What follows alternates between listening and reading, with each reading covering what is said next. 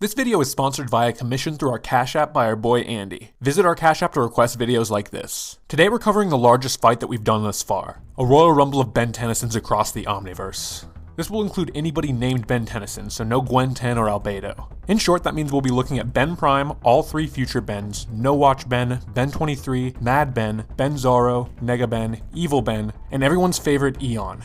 That means no Race Against Time Ben or any of the reboot versions. We also won't bother with Eon's servants since they're essentially faceless goons. So who would truly win a battle royale between every Ben Tennyson? Well, the first eliminated from this shape-shifting smackdown feels obvious. This is the Ben that lacks an Omnitrix entirely, fittingly referred to as No Watch Ben. Everyone turns into their alien of choice and No Watch Ben turns into a puddle. The next eliminated would be determined, in my opinion, between Nega Ben, Bad Ben, and Ben Zorro.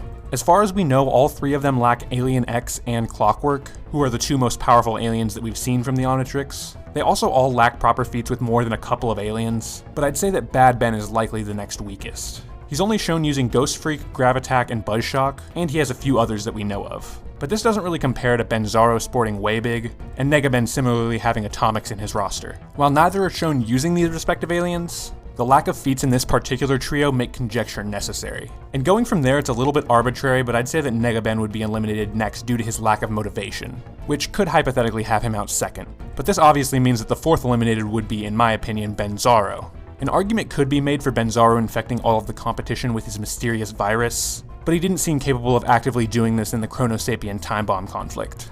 But now that these four are eliminated from the battle, we can begin talking about the Bens who get some real showings. And our unlucky fifth eliminated, and also the last Omnitrix user that doesn't possess Alien X, it's the ever-pleasant Ben 23. While Ben 23 has defeated other Bens like Ben Zorro, he's found himself inferior to pretty much every other alternate form he's interacted with. Mad Ben's Diamond Head made quick work of his Cannon Bolt, and Ben 23's overall experience makes him an easy target in this battle. Also the fact that he's never fought Vilgax or an enemy of his caliber one-on-one. He does have powerful aliens like Feedback, Waybig, and Clockwork, but he doesn't have the skill to use them on par with the others still left in this fight. Now starting here is where the big boys play, strong and confident users of their respective abilities, but there is still a black sheep in the final six.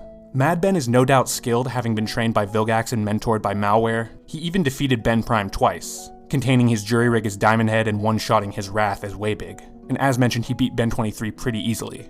However, he's very much a brawn over brains kind of fighter, as shown when he was defeated permanently by Ben Prime's Nanomech, even when he was transformed into Waybig. There also isn't any indication that he has experience wielding Alien X whatsoever.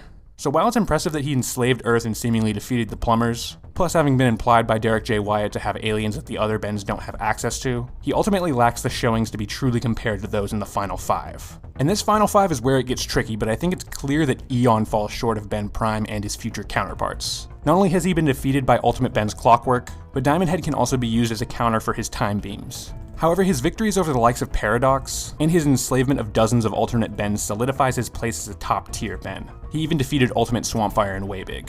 But these last four are on a completely different level, all with access to the most powerful and numerous alien rosters. In the battle of Ben Prime versus Ben 10,000 versus Ultimate Ben versus Ben 10K, the most important aspect, like a lot of Ben 10 battles, is Alien X. All of them have possession of this transformation, but according to statements from Duncan Rouleau, it may be impossible for them to transform into Alien X simultaneously.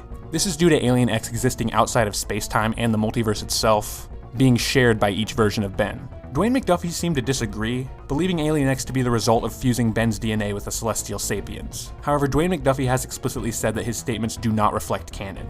Regardless of whichever is true, I'd say that the original Ben 10,000 is our next eliminated fighter. Not only are his feats far less impressive than the other three, but there isn't a single argument to be made that he has any kind of control over Alien X if it came to that. His aliens are all apparently enhanced by nanotechnology, and he knows enough about the Omnitrix to make his own with help from intelligent aliens. But he does fall short of the final three's showings due to his early placement in the series. I'd say that Ben 10K's free usage of Alien X would also come into question given his use of Atomic X and his placement in the timeline. He shares a lot of similarities with Ben Prime and Omniverse in the original Ben 10,000, but it's entirely unknown if he went through the events of Universe vs. Tennyson, where Ben Prime gained full control of Alien X. This future version of Ben did remember Skurd, but I can't say that he has full Alien X control as there really is no actual evidence. But even without taking this into account, Maltruant was able to temporarily shut down the Biomnitrix with a solar flare, which could be replicated by Ben Prime, Ultimate Ben, and even some of the others below him for that matter. So the final fight for the Ben Championship belt is Ben Prime versus Ultimate Ben. As I've already mentioned a couple times in this video, Ben Prime has full control of Alien X by the end of Omniverse, and he's shown as more than willing to change into him immediately in the Rooters arc. But Ultimate Ben, being the ultimate version of a human, is stated to be able to use the powers of any alien in his base form. This could include an Alien X to match Ben Prime's, with magic that can be used in tandem with this transformation. Ultimate Ben's Ultimatrix is also less advanced than the Prime Omnitrix, yet more powerful than the original as stated by Dwayne McDuffie. However, there's another thing that Ben Prime has that can't really be proven for the others beyond his control of Alien X. The Prime Omnitrix is the only iteration of the device that has been shown to possess the failsafe seen in A New Dawn. Others that possess this iteration of the Omnitrix could also hypothetically make use of it, but Ben Prime is the only one with this get-out-of-jail-free card in the final 5. With this on top of proven control of Alien X, master control, and knowledge of each and every Ben in this battle royal, means that Ben Prime comes out on top. Now there are obviously a lot of variables that come into a fight like this, so it's pretty much impossible to predict how it will go, but given the showings that we've seen from each version of Ben, Ben Prime definitely seems like the logical answer.